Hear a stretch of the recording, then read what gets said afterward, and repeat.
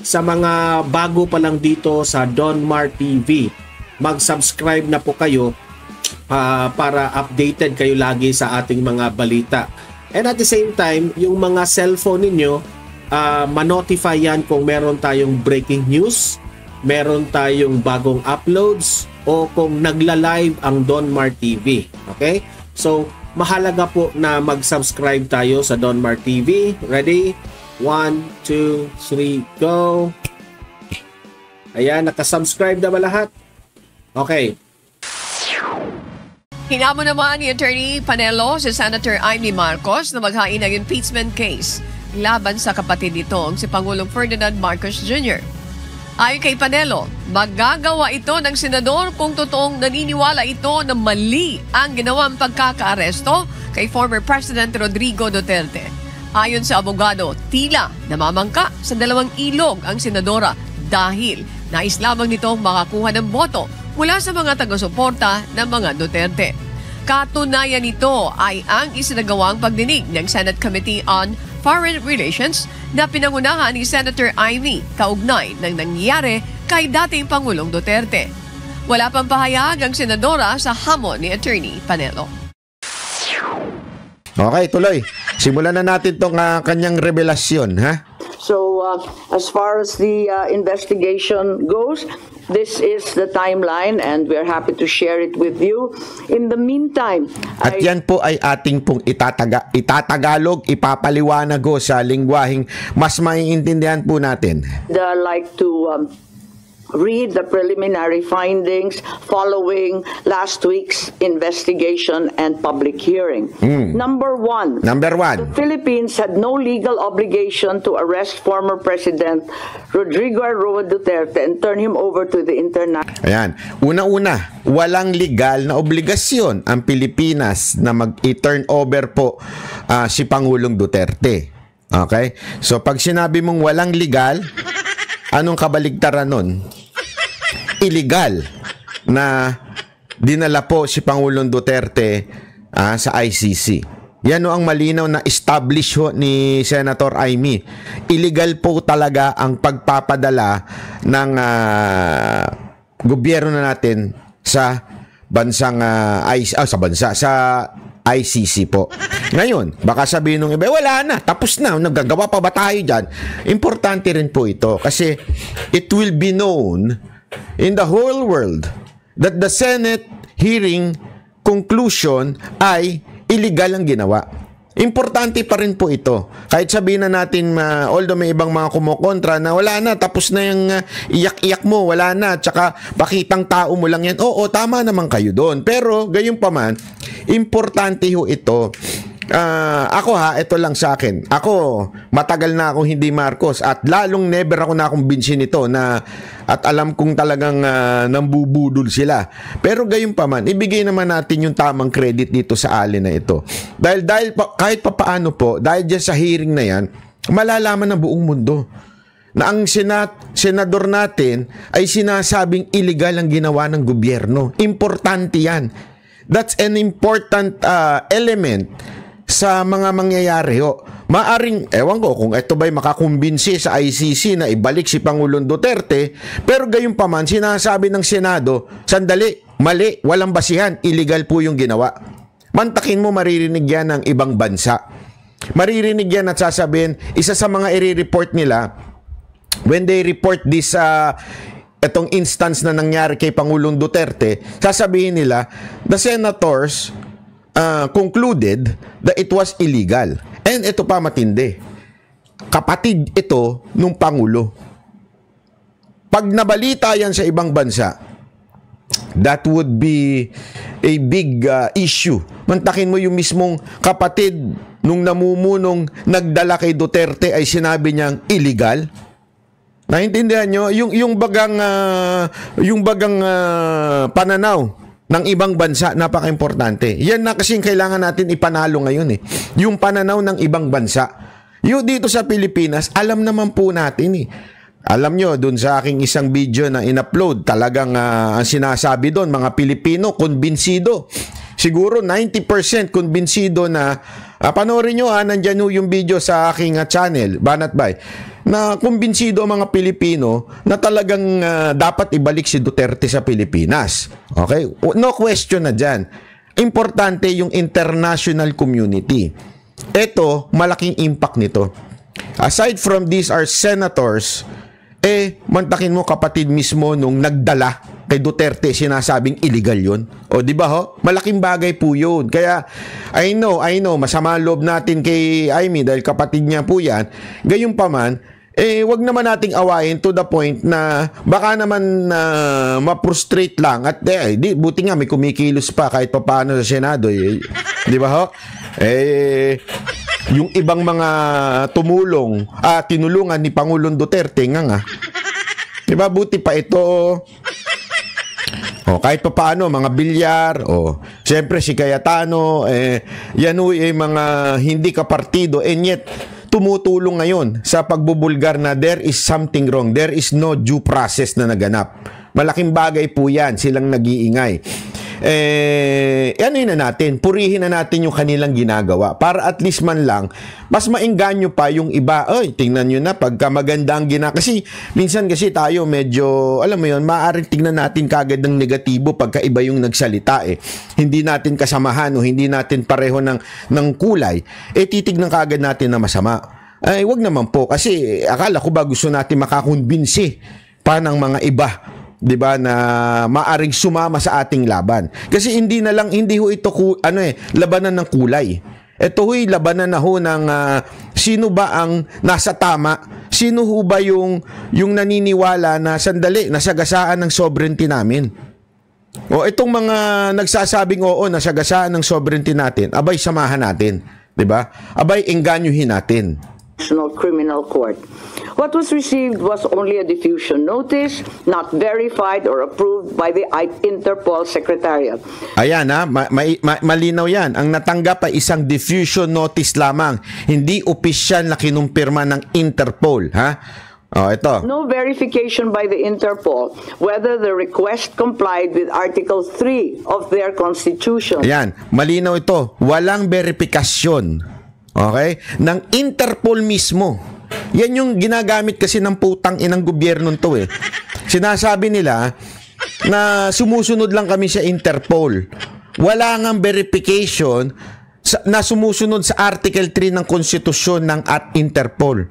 Hindi ho verified. Hindi ho nagsabi ang Interpol na, tama, utos namin yan, sinusunod lang namin yung Article 3. Okay? So sinasabi mismo dito sa pagdinig sa hearing, natagpuan na walang verifikasyon sa Interpol. Di ba? Mantakin mo. Pagkatapos nilang salsalin yung issue na hindi naman namin yan hindi naman kami sumunod sa ICC, kami lamang ay sumunod sa Interpol. Yan daw po ay isang bullshocks. Yun ang totoo. Forbidding Interpol from undertaking any intervention or activities of a political, military, religious, or racial character. Under the terms of the diffusion notice, there was no obligation on the part of the Philippines to turn over former President. Yan. Wala tayong obligasyon. Malinaw na malinaw po yan. Hindi tayo obligadong i-turn over si Pangulong Duterte. So what really happened? Tulad nga po ng mga sinabi ko ng mga nakaraang video, ang nangyari po talaga ay ginusto ng gobyerno natin na i-turn over si Pangulong Duterte. Kasi wala naman hindi tayo obligado. Kung hindi ka obligado, bakit mo ito turn over? Ibig sabihin lamang po, ginusto mo. Okay? Ang problema kasi sa gobyerno to, mga walang bayag. Yan ang totoo. Ayaw umamin at sabihin na lang nila, hindi. Talagang gusto namin i-turn over. Gusto na namin mawala si Duterte dito. Walang bayag ho para sabihin ho yung ganon. Yun ang katotohanan. Kasi nga, mahinang nila lang. Paano ba naman? Mahinang nila lang yung pinuno nila. So, wala ho silang balls. Okay? Wala ho. This is not a literal Para lang ho sa akalaman natin, pag sinabi kong bayag, hindi ho yung literal na bayag. Di naman po transgender o siya. Ang ibig ko lamang po sabihin nun, walang balls, walang tapang, 'di ba? Walang tapang na sabihin na lang, aminin na lang. Gusto namin mawala si Duterte dito, salot siya sa kampanya namin eh. Ayaw pang aminin. 'Di ba? Ang dami pang palusot. Malinaw nga po na sinasabi dito, hindi tayo obligado. Rodrigo Roa Duterte to the ICC, absent any request for extradition or request for surrender. Under Article 92 of the Rome Statute. So, malinaw dito, walang mandato para sa pagsuko o extradition sa ilalim ng Article 92 ng Rome Statute. Meron kasing extradition. Okay? Pero hindi po napapailalim yan sa Article 92 ng Rome Statute. Ibig sabihin, hindi po hindi pasok. Ganun lang kasimple. Hindi ho pasok doon sa Article 92. So saan kumukuha ng authority sa pagdukot sa ating Pangulong Duterte? Yun ang mga tanong dyan. A provisional arrest is followed by a request for surrender. There is also no indication that the ICC even requested for the surrender of former President after his provisional arrest. There is likewise no indication that the ICC requested extradition after the arrest. Yan ang matindi dyan. Walang malinaw na sinabi ang ICC o wala man lang sinabi o hiniling ang ICC na pasukuin si Pangulong Duterte. Kaya nga 'di ba nung unang pagdating ni Pangulong Duterte doon, tinatanong nila anong meron? Bakit nandito 'yan? Kasi nga wala. Nagigets, hindi nyo ba naiisip? Eto ha. Hindi nyo ba naiisip bakit September pa yung hearing? Hindi ba dapat agad-agad? Kaya mo nga pinasuko yung tao kasi i-hearing mo na eh. Bakit September pa? Malinaw na sinasabi ngayon ni Senator Amy. Again, this is not my conclusion. This is Senator Amy's conclusion according doon sa hearing na ginawa. Ibig sabihin po, malinaw na hindi po hiningi ng ICC ang pagsuko o extradition ni Duterte. Kaya mga tarantado talaga yung dumukot kay Duterte. Mga illegal po yung ginawa nila. Ang linaw po niyan. Yan po ang konklusyon sa hearing. At sino po yung mga naandun? Si Torre, na uutal-utal, nung sumasagot kay tapos humingi pa ng tulong doon sa sekretaring bossing niya na DILG. Wala, uutal-utal. Bakit to? Hindi kasi nga, wala. Malinaw na hindi naman hiningi ng ICC ang ulo ni Pangulong Duterte. He was not expected to come there. Bigla na lang napunta doon. Mantakin mo? Bigla na lang napunta si Duterte doon. Hindi alam ng ICC. Finally, the argument of Secretary of Justice Remulla is deeply flawed, inasmuch as international humanitarian law, customary law, cannot apply. He is accused of crimes against humanity, not war crimes. IHL refers to war crimes.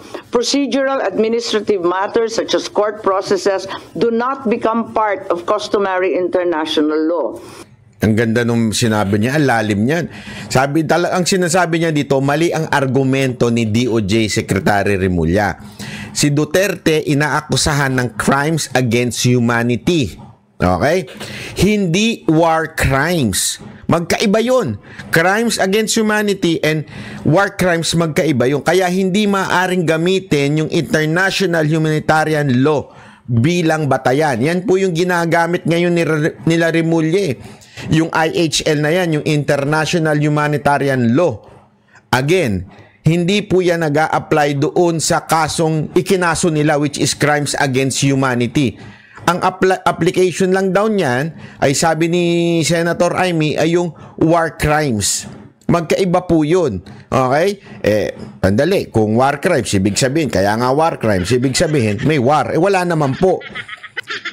So, sinasabi ni Senator Amy, hindi applicable at mali ang argumento ni DOJ Secretary Remulla na ito ay isang international humanitarian law na paglabag. So, ibig sabihin, war crimes daw. Mali. Pambihira. Yan ang hirap eh. Yan ang hirap pagka talagang pinupolitika lang eh. Na nakikita ninyo kung ano yung mga kamalian na ginawa nila. Importante ho nating maunawaan to kasi alam nyo mga kababayan, para mas maintindihan natin kung bakit kailangan nating magreklamo. Kasi 'di ba kahapon diniscuss ko yung video na kung saan sabi ko nga may mga panawagan ng mga OFW na hindi mag-remit. Kasi ginagawa naman yan 'di ba? I mean, for example, sa Pilipinas, ginagawa nila yung tinatawag na hunger strike to prove something, 'di ba? Ngayon, ito mga OFW, gagawin po nila yung no remittance week starting March 28. Ngayon,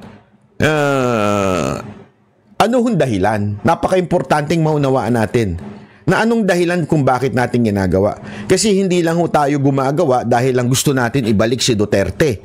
We have to learn and understand what is really happening so that pag tinanong tayo ng ating mga kababayan o even mga foreigners na sabihin yung mga ibang lahi na nakakasalamuha natin sa ibang bansa kasi OFW nga kayo, you can explain that what happened upon the conclusion dun sa hearing, it was illegal. Illegal na dinala si Pangulong Duterte sa dahig. At illegal dahil hindi ho pasok sa Article 3 ng Konstitusyon ng Interpol, hindi rin pasok sa Article 92 ng Rome Statute. So marami ho, tandaan ho natin yan para pag pinaliwanag natin, hindi ho tayo yung umuo lang tulad ng mga tanso. Yung mga tanso kasi tatanga-tanga yan eh. Hindi ko alam kung bakit yan kasi. Mga tatanga-tanga din yung mga vlogger nila eh. Diba? Tuloy. IHL is international customary law, but the jurisdiction of ICC cannot be considered customary under IHL. Sabi nyo, malinaw yun ha. Hindi po yan ha. Hindi po yan, yung ICC, yung akusasyon ng ICC ay hindi po under ng international humanitarian law. Okay? The second finding, Ayan, pangalawa. the Philippine government decided to assist the ICC to arrest the former president. The administration already started preparations prior to March 11. The PNP mobilized units. So malinaw ito, March 11 pa lang, nakikipag-coordinate na ang gobyerno. Okay? So, taliwas yan dun sa sinasabi ng kapatid nito na we will not coordinate, we will not do that, we will not do this, we will not ganyan. Taliwas sa sinasabi ng kapatid nito. On March 10, the National Security Advisor Anyo was already tracking the former president's camp. Ayan, malinaw yan. Tinatrack na daw ni Anyo. Naku po, patay ka Anyo. Nayari ka ngayon. Tinatrack na daw ni Anyo simula pa lang noong March 10. Nagmobilize na sila ng mga PNP. Before the arrest, even before the ICC prosecutor applied for a warrant of arrest, there was already statements by key executive officials that the administration will cooperate if the ICC courses the request through Interpol to arrest the former president. Finally, so bago pa lumabas yung arrest warrant ng ICC, ito malinaw ito. Bago pa lumabas yung arrest warrant ng ICC, may mga ilang opisyal na tinuturuan ng ICC at sinasabing we will not coordinate with ICC pero makikipagtulungan kami sa Interpol. So the idea itself nanggaling doon sa mga opisyal ni Marcos.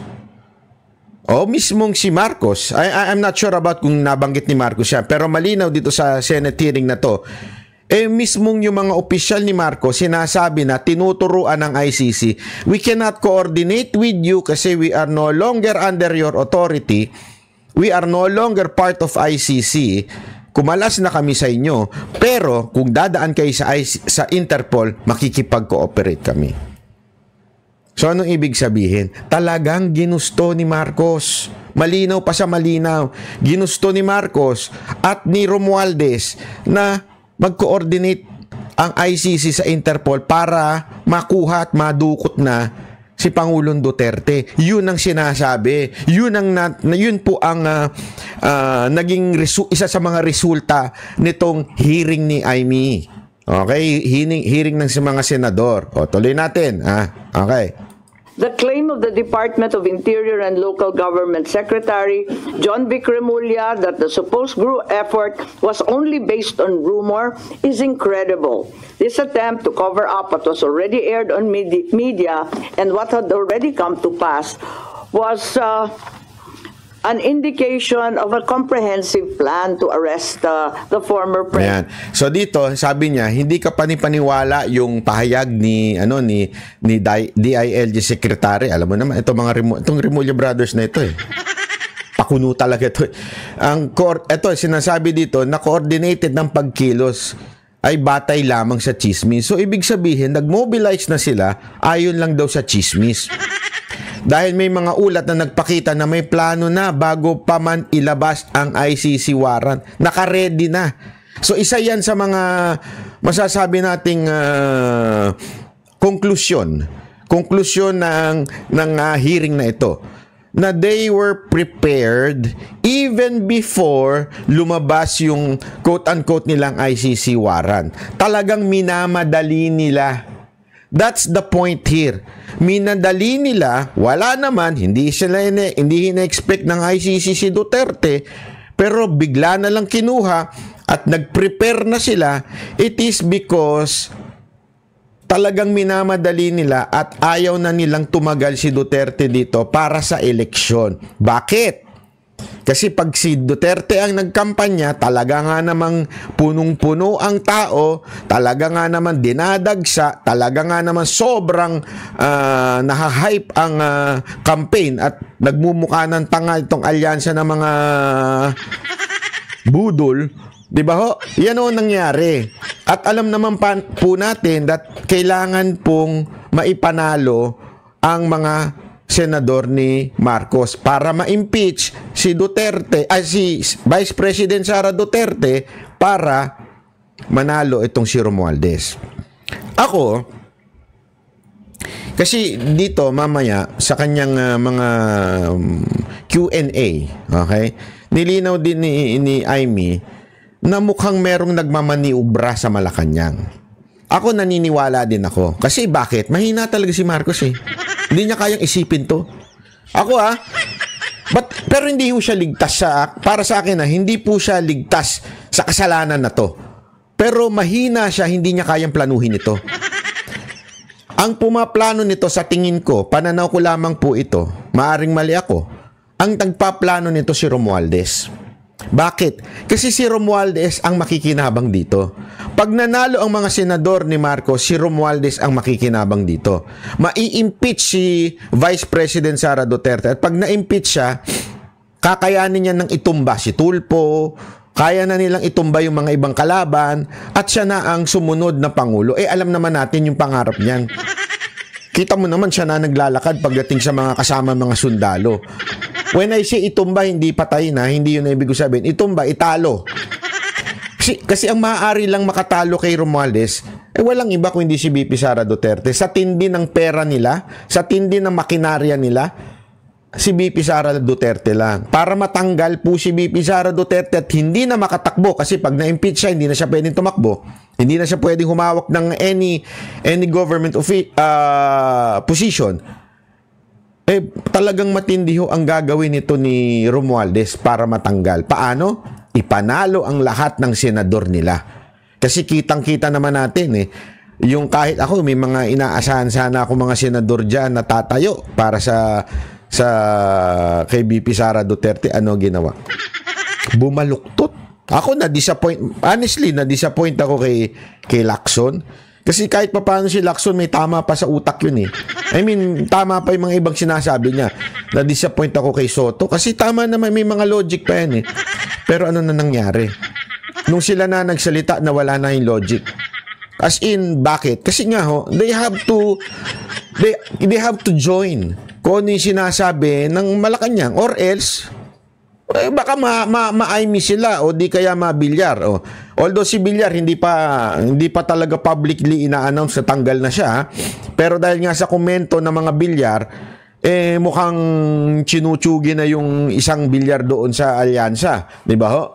So, mukhang mukhang ganun ang direksyon. Pag hindi ka kapareho, tsugi ka. Hindi ka ipapanalo. So, what do you expect? Pag nanalo yan, pag sinabi ng presidente o sinabi ni Romualdez, impeach niya si Sara, impeach yan. Kaya nga sabi ko dito, ang makikinabang ng todo-todo sa pagbitbit sa ICC kay Pangulong Duterte ay si Romualdez. Kaya lang, ang pananaw ko din po dito, medyo na-underestimate nila ang Duterte magic. Na-underestimate nila ang mga OFW. Na-underestimate nila ang mga Pilipino. Kasi kaliwat kanan Kaliwat kanan ng demonstrasyon. Kaliwat kanan, mas lalong uminit. Mas lalong uminit ang ginawa nilang pagbitbit kay Pangulong Duterte sa dahig. Mas lalong nag-init ang tao. Akala siguro nila, dahil wala na si Duterte sa kampanya, hindi na iboboto yung PDP o yung Duterte slate. Yung Duterte. No? Duterte na sila, 10 na sila Okay? So, Duterte hindi na iboboto. Akala nila yun. Mas lalo pang sinabi ng mga tao, hindi. Lahat sila iboboto ko na. Kasama na po ito syempre. Walang iba kundi si Pastor, di ba? Alam naman po natin, matik na yan. Yan po ang pinakatapat na kawal ni Pangulong Duterte. Tuloy natin. Already being in place even before the date indicated in the ICC warrant of March 11. Finally. Ito na yung final, ha? Kaya nga finally. Hindi, pinapaliwanag ko lang para malinaw. Finally, ito na yung pangatlo. 3 kasi yan Una, ulitin natin para sa kaunawaan. Una, walang legal na obligasyon. Ibig sabihin, talagang illegal ang ginawa ng gobyerno. Pangalawa, yung partisipasyon ng gobyerno ay talagang sila ang aktibo. Sila ang may gusto. Sila talagang gumawa ng paraan para matanggal. Minadali. Okay? Yan yung pangalawa. Ito yung pangatlo. Okay? Na konklusyon ng hearing na ito. Tuloy. Pasok. Preliminary finding was that there were glaring violations of the rights of the former president. The constitutional safeguards guarantee... So, malinaw daw sa pangatlo, paglabag sa karapatan ni Pangulong Duterte. Okay? Ayan, malinaw po yan.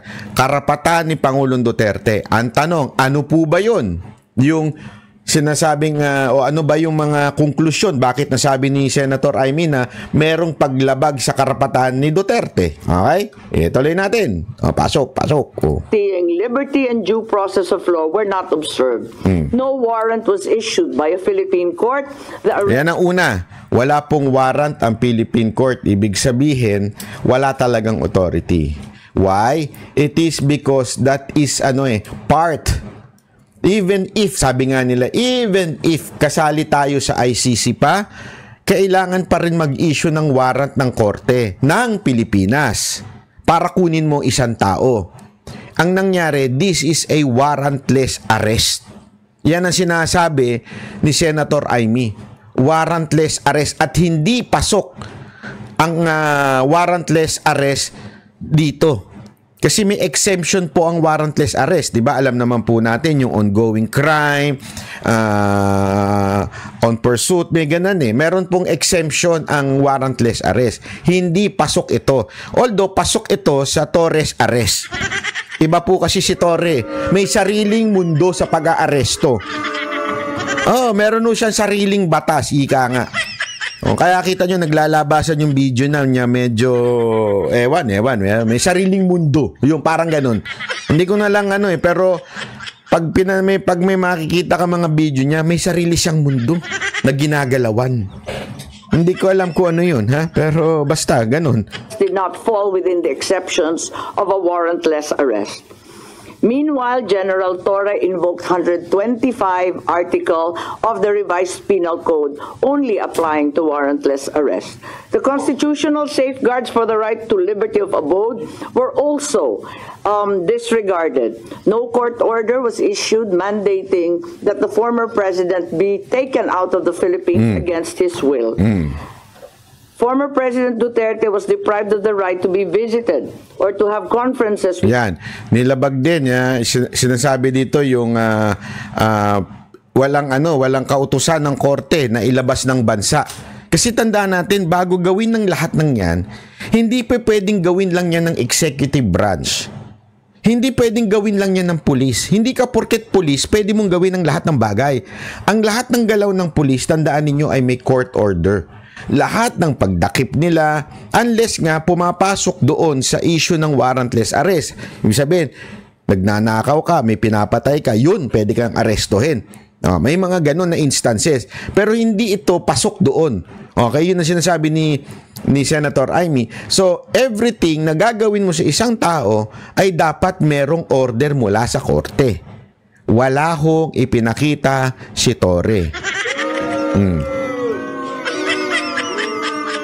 Mali daw ang paggamit ng Article 125 ng Revised Penal Code upang ipaliwanag ang pag-aresto. Naku po, alam mo to si Torre dapat dito bumalik sa sa eskwelahan di ba? Wala ho kasing alam Tapos dilabag pa yung karapatan sa kalayaan ng paninirahan. Walang kautusan mula sa korte na dalhin si Duterte sa labas ng bansa. Ipinagkait pa yung karapatang magbisita ng pamilya. Hindi pinayagan bumisita si Vice President Sara Duterte. Sinasabi niya na nga doon, ang daming video na lumalabas. Siya ang lawyer ko. Siya ang lawyer ko, sinasabi ni Pangulong Duterte. At the same time, karapatan din po yan ng isang anak. Di ba? Wala din. Hindi rin pinayagan. So, sablay talaga dito si Torre. Immediate family members under Section 2F of Republic Act 7438, General Torre admitted he did not allow Vice President Sara Z. Duterte to visit former President in Villamor Air Base contrary to RA 7438. Yan. May batas yan, May batas yan na kailangan, pwede, dapat. Hindi rin sinunod ni Torre. So, ang tindi ng mga paglabag dito ng pinapaliwanag ni Senator Amy. President Duterte was further denied the right to be brought to judicial authorities. Isa pa yan, hindi dinala sa korte. Dapat talaga, pag huli, wala ka nang warrant na maayos. Hindi mo pa pinayagan yung abogado. Ano pa? Kasi dapat pag may warrant, kailangan may abogado Di ba kaya nga may Miranda rights? Hindi po yun si Chito Miranda Miranda rights, ibig sabihin po, provide ng abogado, right to counsel. Kailangan po yun. Hindi pwedeng wala nun. Ngayon, hindi na nga sinunod yun, hindi pa hinarap sa korte. Mantakin mo, hinuli ka na ng warrantless arrest. Hinuli ka na, hindi na pinayagan ng abogado mo, hindi ka pa hinarap sa korte. Sabi, napakawalang niya, di ba? Ang tinding paglabag ng due process yan, yung karapatan ni Pangulong Duterte. Article 59 of the Rome Statute. The former president was also denied the right to apply for interim release under Article 59 of the Rome Statute. Ayan, isa pa yan. Yung interim release ay pwedeng gawin po sa Pilipinas. Pagkahuli sa'yo, kasi pwede ka mag-apply. Tapos sasabi, ganito gagawin. Ganito kasi dapat yan. Yan po ay part ng Article 59. Pag huli sa'yo, dadaling ka sa local court. Pwede kang mag-apply for interim release. Ibig sabihin nyo, sa salitang local na lang natin pag-usapan, pwede ka mag-bail. Okay? Pwede mong sabihin sa korte, pwede ba ako mag-bail kasi ganito. Ngayon, kung nasa batas nila na pwede mag-bail o yung law na dinis-obey mo ay pwede ka ngayon mag-bail. Ngayon, dito, magdi-decide yung korte. Okay? Sasabihin sa iyo ng korte, sige, pwede ka mag-bail. Sige, hindi ka pwede mag-bail. Pero karapatan mo ang magsampa at sabihin sa korte, hinuli ako na may warrant ako from ICC, okay? Even if hindi naman tayo nasa ilalim ng ICC, pupunta ako ng korte, dinala ko sa korte, tapos mag-a-apply ako interim release. Ngayon, yung korte ay magdidesisyon nun. Hindi pinayagan ni Torre yun. Dinukot talaga. Diyan napakalinaw po mga kababayan na lahat ng due process ay hindi dinaanan ni Torre. Wala siyang sariling process. May sarili pala siyang process. Ewan ko. May UTI ka ba? Hindi, joke lang ha. Joke lang po ito. Bakit? Kasi pag puro process mo ang tinusupad mo, yung processed food, ang baduy mo ba? Nagkaka-UTI pag may processed food eh. Hindi, biro lang ha. Di ba? Tuloy. Or the right to apply for bail under prevailing jurisprudence on extradition. However, di nyo napansin? Eto. Alam mo, blessing in disguise nga. Hindi naman blessing. Parang talagang itinalaga ng Diyos eh. Yung nangyari kay Arnie Tevez. Lahat ng nangyari kay Arnie Tevez, the same thing na nangyari ngayon. Ang pinagkaiba lang, yung korte ng Timor-Leste matino. At saka, hindi pala korte, yung gobyerno ng Timor-Leste matino. Yung gobyerno natin, tarantado talaga. Gago talaga. Ganun, nakakainit ng ulo. Bakit? Yung sa Timor-Leste, di ba may extradition? Ang hinihingi ng Pilipinas sa Timor-Leste na padala na si Arnie Tevez. Ano ginawa? Hinuli ng Interpol si Arnie Tevez. Anong ginawa ng Interpol? Dinala sa korte.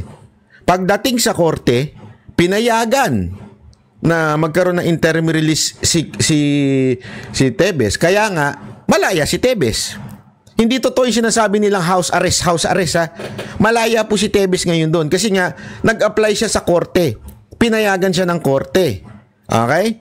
Ngayon, dinidinig yung kaso at the day, I think 2 days after na dukutin si Pangulong Duterte, lumabas yung desisyon nung extradition na case na final ng ating bansa at dininay ito ng korte ng Timor-Leste. Galit na galit nga tayo eh.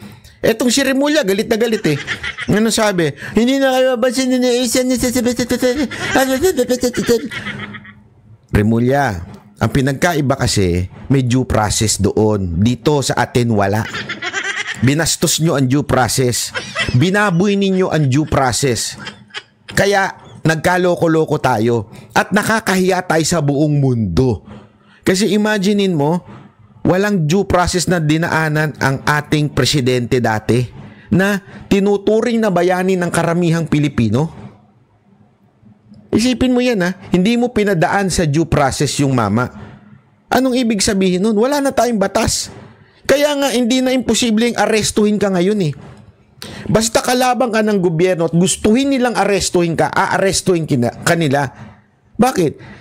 Ginawa nila yan kay Pangulong Duterte. Kaya nilang gawin yan sa isang public person. Maraming hakot, maraming supporters. Kaya nilang gawin yan. 'Di ba ho? Paano pa kaya tayong mga ordinaryong Pilipino na nagki-criticize sa kanila? Kaya nilang dukutin tayo at di natin alam kung saan tayo dalhin. Kasi nagawa nga nila yan kay Duterte. Ganon sila kagago. Naintindihan nyo? Ganyan na kagago ang Pilipinas ngayon. Kaya talagang tama eh. Alyansa ng mga gago. Yun po talaga ang dapat dyan eh. Sinong mga membro? Etong mga sekretary. Mantakin mo? Tingnan mo yung kay Tevez. Pinayagan ng Timor-Leste, dinina yung extradition natin. Dapat ganun ang ginagawa. Dalhin si Duterte sa korte natin, tapos maglalaban na ng abogado yan, mag-aanuhan niya ng anong magiging desisyon ng korte, kung papayagan ba na lumaya muna si Pangulong Duterte. Hindi ho. Alam nyo kung bakit dinukot na lang basta-basta? Kasi alam nilang wala silang mapipresentang ebidensyang matibay. Lahat naman ng pinresenta ni Trillanes puro hawsyaw eh. Puro moro-morong ebidensya ni Trillanes. Si Trillanes kasi unang pasimuno nito eh. Kaya sa mga taga-Caloocan yung Trillanes na yan, tandaan yan, isa yan sa dahilan kung bakit nawala si Pangulong Duterte sa Pilipinas. Kung kayo ay maka-Duterte at kung kayo ay natuwa sa ginawa ni Pangulong Duterte diyan sa Caloocan, at maraming pagbabago nangyari ni Pangulong Duterte dyan, si Trillanes ho ang isa sa mga dahilan kung bakit ho natanggal dito si Pangulong Duterte, because siya ho ang nag-pursue niyan eh. Siya nga yung maingay dyan sa ICC na yan. Siya yung putak ng putak. Siya pa nga yung, alam ko, isa sa mga unang nagsampa. So si Trillanes talagang isa sa mga dahilan nito. Kung bakit na ganyan, hindi ko sinasabing kasama sa proseso si Trillanes kasi hindi naman pinapansin niya ng gobyerno eh. Pero yung dahilan, dahil siya yung nagsampa sa ICC, kaya ito nangyari. Tuloy. Public hearing of March 20, here at the Senate, the Secretary of Justice insisted on the inapplicability of the Rome Statute. But a DOJ certification signed by Prosecutor General Richard Fadulion stated very clearly that the DOJ made the following determinations. As competent authority of the custodial state, the arrest issued complies with Article 59 of the Rome Statute. Dito sila nahuli. Ang galing, actually magaling dito sa part na to si Senator Amy. Bakit? Ito kasi yung senaryo. Si Remulla deny ng deny. 'Di ba? Deny siya ng deny na hindi na applicable yung Article 59. Hindi na yan. Wala na tayo diyan kasi kasalanan din ni Duterte yan kasi umalis tayo sa ICC. So hindi na yan applicable sa atin. Mga kababayan, ang problema kasi, yan ang sinasabi ng sekretary. Pero there is a document na pinirmahan mismo ng tauhan niya sa DOJ na sinasabi that Article 59 was used. As a matter of fact, sinabi pa nga nila, not only publicly, sinabi ni Utoy, yung nagmamagaling na ASEC, sinabi pa ng isang prosecutor na sinasabi nila na sila ang bilang tumayong korte. Yan ang sinabi nila publicly ho. Pinlay ni Senator Amy yan. So akala ko ba hindi nag-a-apply yung Article 59? Pero bakit nyo ginamit yon at sinunod yun? At in-apply ninyo kunwari na kayo ang korte. So doon, kung sa judge yan, contempt kayo. Sinungaling eh. Gets nyo? Mantakin mo ha. Dinideny mo yung Article 59. Pero sinabi nyo na sinunod nyo yon dahil naniniwala kayo doon. At ito matindi, may dokumentong ipinakita. So ibig sabihin, documented na you believe on the Article 59, pero dahil na-realize nyo, sablay pala yung kami ang korte, biglang dininay ng sekretary ninyo. Yan ang pattern ng gobyerno na natin ngayon. Puro mga sinungaling. To recall, DOJ spokesperson Clavano. Yan. Si Utoy. Ayan. Daldal mo kasi, ha, Utoy. Released a statement last March 13 saying, ang naging role namin ay competent judicial authority. Kami na ang nag-attest na lahat ng proper processes ay ginawa. Similar to Prosecutor General Fadulion, the DOJ spokesperson showed that the article cited in the Rome Statute had been complied with. Therefore, it's apparent that the DOJ first tried to convince the public that the requirements under Article 59 of the Rome Statute were complied with, and then later on... Yan ang matindi. Noong una, sinasabi nila, hindi, in-apply namin yung Article 59. Kaya nga sinasabi nila, kami yung court doon. We represent the court. And medyo na-realize nila, ay, tanga pala. Mali pala yun.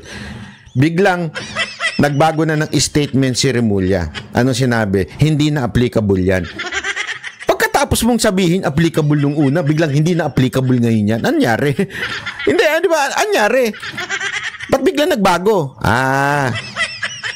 Kasi na-corner kayo. Yun ang totoo. Kita nyo kung paano balasubasin ang mga pangyayari sa grabe o ano? When such stance became untenable, decided to ditch Article 59 and Rome Statute altogether. Ang linaw. And pursued another theory, extrajudicial rendition, and invoked RA 9851, particularly Article 17. Yun lang po. So, those are the... Pagkatapos nilang mautot doon sa Article 59, may naroon silang ginamit. Iniwan ito at ginamit ang RA 2851 bilang bagong batayan sa pag-aresto. O, di ba?